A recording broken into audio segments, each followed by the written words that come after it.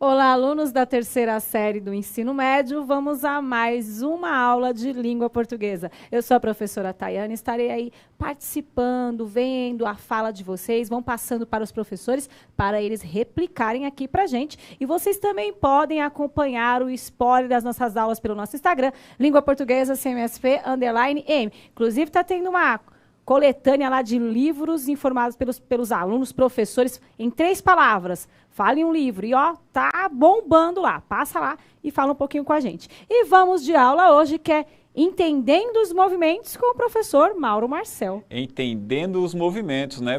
Parece que é uma aula de dança, uma aula de... Não, vamos falar de literatura, mas antes de falar de literatura, vamos falar de Brasil, vamos falar de arte, vamos falar de escritores brasileiros, tentar motivar você a ler muito mais escritores e saber por que é que os modernistas escreviam daquela forma. Eu sou o professor Mauro Marcel, você quer conversar com a gente, língua portuguesa, CMSP_EM, você conversa com a gente diretamente, ó, tá aqui, ó, maravilhosa esse perfil aqui que você pode seguir. A professora Tayana falou sobre a postagem, tá bombando lá, eu nunca vi uma postagem bombar tanto lá na internet, na internet como se fosse algo aleatório, né? Que também é internet. Mas olha só, você vai gostar, vai se divertir. E hoje, entendendo os movimentos, eu queria antecipar, mas vamos fazer direitinho? Professora Tayana, quais são os objetivos da aula de hoje? Vamos aos objetivos da aula, refletir com os estudantes alguns aspectos do movimento romântico, destacando os autores mais representativos e o momento histórico. Então, mas não vai ser só romantismo não, cara. Vamos falar também de modernidade. Retomando, na aula anterior nós discutimos sobre o que é ser romântico no século XXI, hoje, o que é ser romântico agora. Tá? Falamos bastante, deixamos muitas respostas em aberto porque eu acho que cabe o debate, cabe a discussão, né? E analisamos algumas pinturas com características realistas e românticas. Então, falamos, olha, aqui é realismo, aqui é romantismo, e também falamos, olha, quer entender um pouquinho mais da obra? Consulta lá a legenda, pesquisa, sempre assim. Você, acho que você não é ignorante, você não é burro, porque você não entendeu a obra. Por isso existe a legenda, por isso hoje tem internet, por isso hoje existe pesquisa, por isso existem os livros. Então, você não ignore as coisas, vai lá, pesquisa o livro.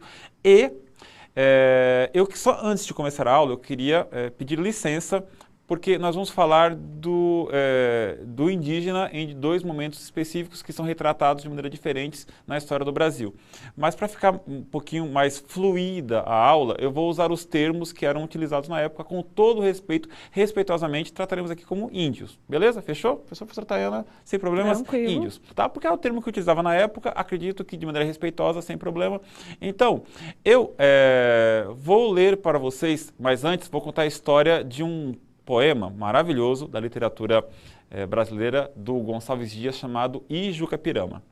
Ijucapirama é um poema do período romântico e este poema ele conta a história de um índio que ele tinha uma tribo rival e a tribo capturou ele.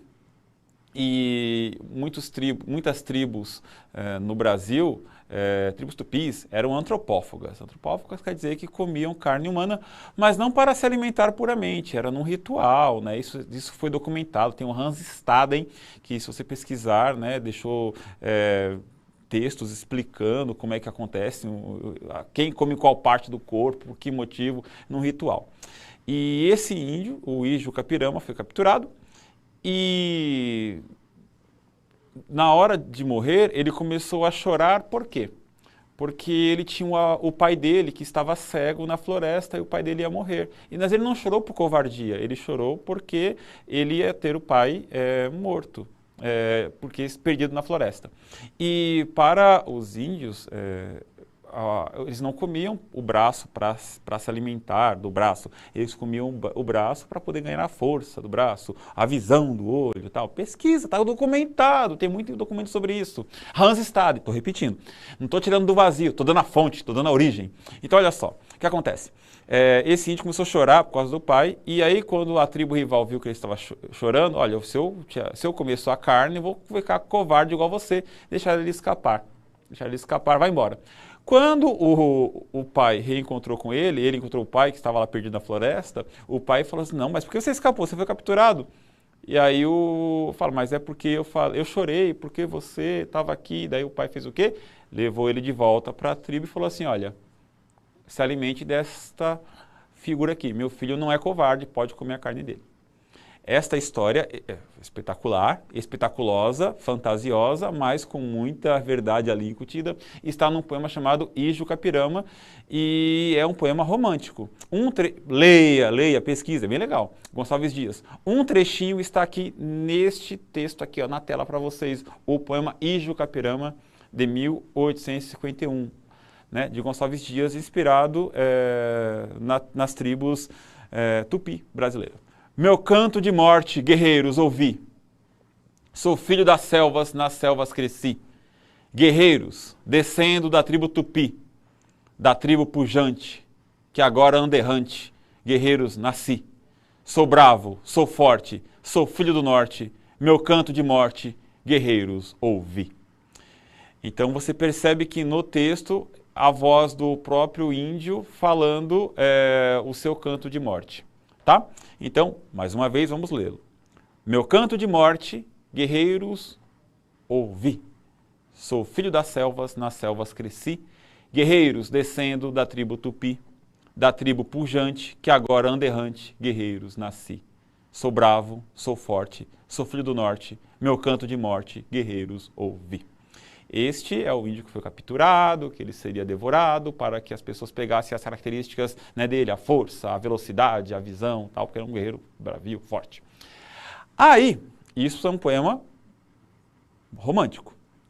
Em 1900 e alguma coisa, 1930, 22, no modernismo brasileiro, surge um outro escritor e um outro livro chamado Macunaíma. Macunaíma foi escrito em 1928. Neste livro, há a história também de um índio que ele nasce feio, ele nasce ele é preguiçoso. Gente, ele não falava. E quando ele ia falar, ele falava basicamente... Ai, que preguiça. Ele não era tão honesto, ele tinha malandragem, escondia a comida dos irmãos, ele abusava das namoradas, das esposas dos irmãos. Ele, sei lá, era um malandrão. Deixa eu ver, ele tinha tanta preguiça, que ele, quando estava deitado na rede, ele fazia xixi da rede mesmo e acabava mijando nos próprios irmãos, que estavam na rede, mas na parte de baixo. Tinha tanta preguiça que ele tinha de levantar para ir ao banheiro que ele não queria. Ele só levantava rápido quando ele ia nadar com as outras índias no lago, aí ele gostava. Ou seja, temos um outro índio aí, olha só. Um índio romântico, lá o Ijucapirama, e esse índio mais moderno. Temos um trechinho aqui que está na página 35 do seu caderno do aluno, olha só. Macunaíma, de 28, escrito por Mário de Andrade. A ursa maior é Macunaíma, é mesmo o herói capenga, que de tanto penar na terra sem saúde e com muita saúva, se aborreceu de tudo, foi-se embora e banza solitário no campo vasto do céu. Leio mais uma vez. A ursa maior é Macunaíma. É mesmo o herói capenga que de tanto penar na terra sem saúde e com muita saúva, se aborreceu de tudo, foi-se embora e banza solitário no campo vasto do céu. Então, nós temos um índio romântico e um índio modernista, e estamos comparando os dois textos, e eu queria que vocês respondessem a esta pergunta que está na tela agora. Do primeiro indígena, né? Quais as principais características do personagem deste poema? Um minutinho e já voltamos.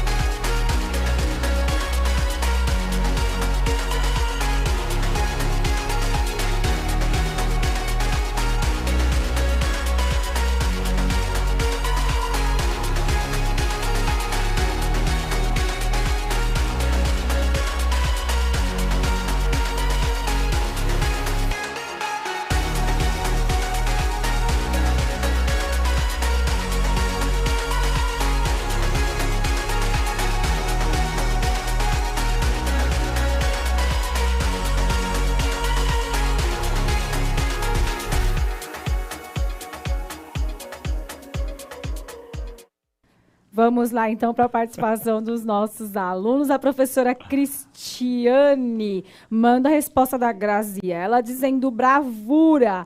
A professora Carla manda a resposta do Eric, dizendo coragem e honra. O Guilherme fala bravo, forte. A Rafaela fala pessoa valente. A Juliana, ele é forte e corajoso. A Cris, coragem e honra. A Caroline, coragem. E assim, gente. Eu vou tratá-lo como personagem. Vemos aí que temos um personagem totalmente idealizado. Bravo, forte, não teme a morte, é valente, vai buscar o pai. Eu contei a história, mas no texto a gente tem força, bravo, guerreiros, ouve, da tribo, pujante. Então aí temos um personagem que ele é romantizado. Cabe notar que isso não foi só neste poema. Nós temos vários outros textos deste período que tratam o índio até chamado literatura indianista, porque mostra o índio romantizado, um índio que não é o indígena, né? Então temos o Iracema, do José de Alencar, do mesmo José de Alencar tem o Birajara, o Guarani. Eu tenho muito é o Peri, né? O Peri, é o Peri, que ele é perfeito, ele é um índio que fala muito bem, ele é um índio muito educado. Não que índio não tem educação, gente, mas ele é uma educação europeia, é isso que eu quero dizer. Isso. Ele é europeu, é um índio europeu. A Iracema, ela guarda inclusive acho que é a aljava, onde guarda as flechas, né? Um pozinho para poder passar no rosto e deixar o rostinho mais assado. Toda europeia. Imagina, na floresta. Agora, olha só, mais um minutinho para vocês responderem a segunda parte desta atividade. Na página 35 do caderno do aluno. Quais as principais características do personagem do romance do Mário de Andrade, do Macunaíma, de acordo com o que está aí na tela? 1 minuto, já voltamos.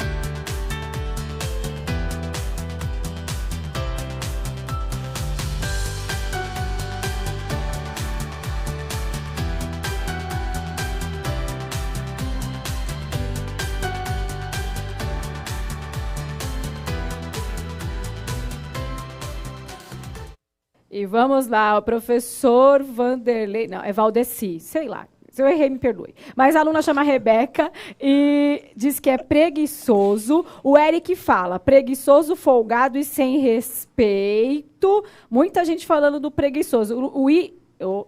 Yuri fala sobre preguiça. O Andrei fala, Macunaíma é fraco, sem caráter, sem vontade. Nós estamos acabando com ele aqui. Ana Luísa fala malandragem, preguiça e solitário.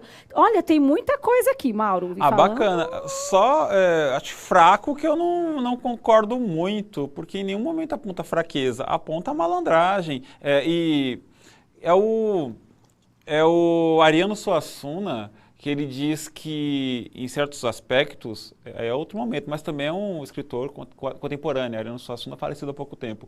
Ele diz que a malandragem, de certa forma, é a força do brasileiro, ele fala do nordestino, né? Porque a gente está lutando contra tantas adversidades que, às vezes, a nossa força não é o braço, não é a arma, é a nossa própria ginga, a nossa malandragem, o nosso jeito de ser.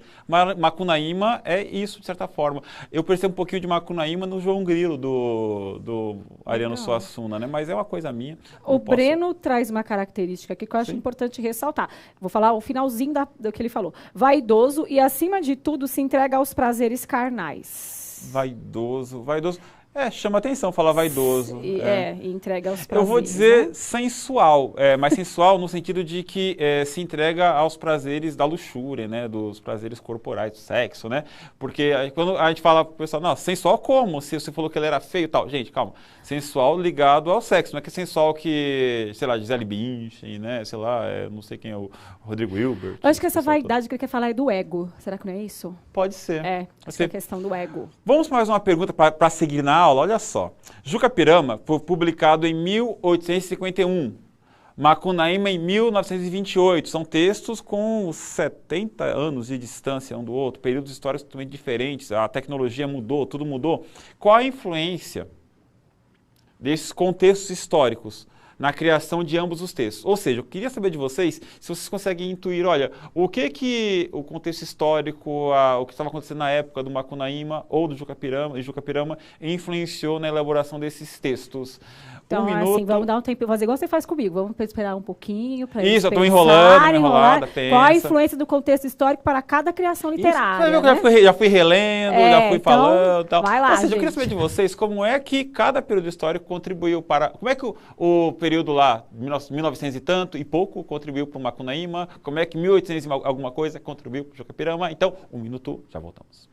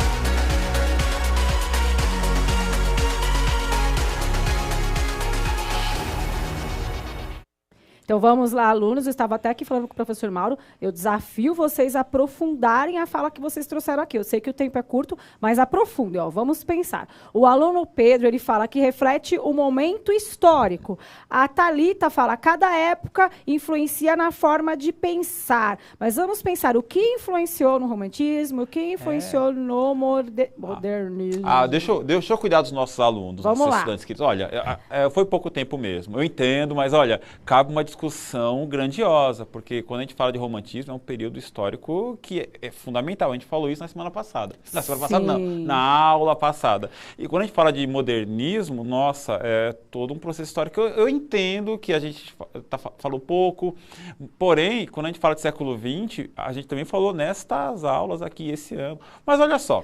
Yuri trouxe nacionalismo, acho que foi mais específico. Né? Olha que bacana. Começou em ambas as épocas. Olha, eu fiz uma tabela para ajudar a gente. Olha só, a tabela tá aqui. Olha só, que bacana. Ó, Juca Pirama, do lado esquerdo, Macunaíma, do lado direito. Gonçalves Dias, Mário de Andrade, um autor, outro autor, né? Olha, na época do Juca Pirama, era o Brasil Império. Na época do Macunaíma, Brasil República. Então, a gente já pensa que, olha, temos duas formas de pensar, né? Uma forma é uma monarquia e uma república. Tá. O romantismo do Juca Pirama e o modernismo do Macunaíma. E ainda não diz muita coisa pra gente, né? Sim. Agora, quando a gente vai para a terceira linha das características, isso já diz muito, olha só. Em Juca Pirama, existe a busca de um herói nacional.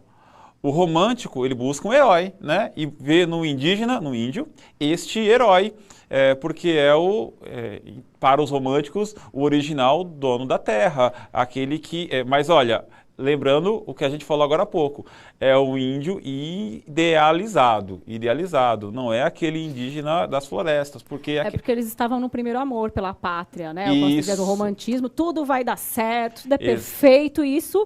encaixa na literatura, deságua na literatura. Eu não vejo defeitos em nada, em nenhum momento, então eu vou buscar um herói. Esse herói, o índio, o indígena. Agora, quando a gente vai Macunaíma, eu não quero, no modernismo, eu não quero um herói nacional. o modernismo, ele busca a identidade nacional. Quem é o verdadeiro índio? Tanto que culmina em nós agora, bacana, né? A gente não chama de índio, a gente, não, indígena, porque, aliás, existem até discussões outras, mais profundas, que não cabe aqui. Por exemplo, porque o termo índio, Colombo, que ao chegar à América, confundiu, pensando que tinha chegado nas Índias, aí chamou quem estava aqui de índio. Ou seja, há todo um debate em torno disso. A gente fala, os tupis, os potiguara, ou seja, existiram, né, várias nações aqui, infelizmente existiram, porque foram, né, a gente sabe a história, né. Então, olha só. Queria acrescentar, Mauro? Por favor. Ao invés do romantismo, você se preocupa em trazer esse herói perfeito, esse herói fantasiado, né? E em Macunaíma, eu preciso trazer características legítimas desse índio, preciso trazer a realidade, características legítimas, próprias. Então, eu preciso buscar todas as possibilidades que tragam a essência da nossa terra para a literatura. Eu acho que aí vamos falar, mas professores... O Macunaíma, ele era um índio. Eu sou índio. Não, mas o Macunaíma, olha que louco. Olha que eu tô falando agora igual os manos, né? Tá, da hora, gostei. Olha só, olha que bacana. O Macunaíma, ele nasce índio e ele vai mudando, ele muda, né? Ele era um índio negro, ele fica branco, ele vai mudando. Ou seja, o Macunaíma é em si a mistura de todos os brasileiros. Então, se você perceber, lendo o livro, vai lá e leia o livro.